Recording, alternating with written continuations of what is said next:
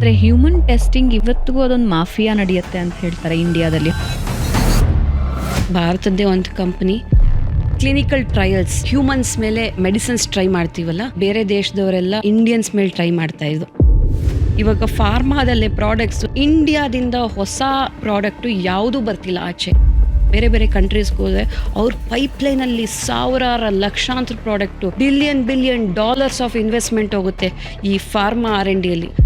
ಈ ಬಾರಿಯ budget pharmaceutical company ಅದು ನಂಬರ್ಸ್ ಥರ ಮಾತ್ರ ಇರಬಾರ್ದು, ಇನ್ ಆಕ್ಷನ್ ಏನು ಬರುತ್ತೆ ಅನ್ನೋದು ವೆರಿ ಇಂಪಾರ್ಟೆಂಟ್. ಯಾಕೆ ಅದು ಫೋಕಸ್ ಆಗ್ತಿಲ್ಲ? ಯಾವುದೋ ಒಂದು ಡ್ರಗ್ ಅಪ್ರೂವ್ ಆಗದಲ್ಲೇ ಡಾಕ್ಟರ್ಸ್ಗೆ ಬ್ರೈಬ್ ಮಾಡಿ ಸೇಲ್ ಮಾಡ್ತಾ ಇದ್ದು ಇದು ನಡೀತಾ ಇದೆ. ಇದು ಇಲ್ಲೂ ನಡೆಯುತ್ತೆ. ಡಾಕ್ಟರ್ಸ್ಗೆ many of the medicines 20 to 30% commission doctors have. 200 patients trial ಬೇಕಾಗಿರುತ್ತೆ, ಬರೀ 50 ಜನಕ್ಕೆ ಬಜೆಟ್ ಉಳಿಸೋದಕ್ಕೆ. ಡೋಲೋ 650 ತೊಗೊಂಡ್ರೆ ಇಂಡಿಯಾ ಸೇಲ್ಸ್ ವರ್ಷಕ್ಕೆ 600 ಕೋಟಿ. ಇಂಟರ್ನ್ಯಾಷನಲ್ ಮಾಫಿಯಾ ಹೇಗೆ ಕೆಲಸ ಮಾಡುತ್ತೆ? ಪ್ರಪಂಚದ ಯಾವುದೇ ಮೆಡಿಸಿನ್ಸ್ ತೊಗೊಂಡ್ರು ಅದರಲ್ಲಿ ಸೈಡ್ ಎಫೆಕ್ಟ್ಸ್ ಇದ್ದೇ ಇರುತ್ತೆ. ನೀವು ಯಾವುದೇ ಮೆಡಿಸಿನ್ಸ್ ತೊಗೊಂಡ್ರೆ ಅದು ಹಿಂದೆ ನೋಡಿ, if you have any side effect please report ಅಂತ. ವರ್ಲ್ಡ್ ಮಾಫಿಯಾ ಅಂತ ಹೇಳ್ತಾರೆ, ಹೌದಾ?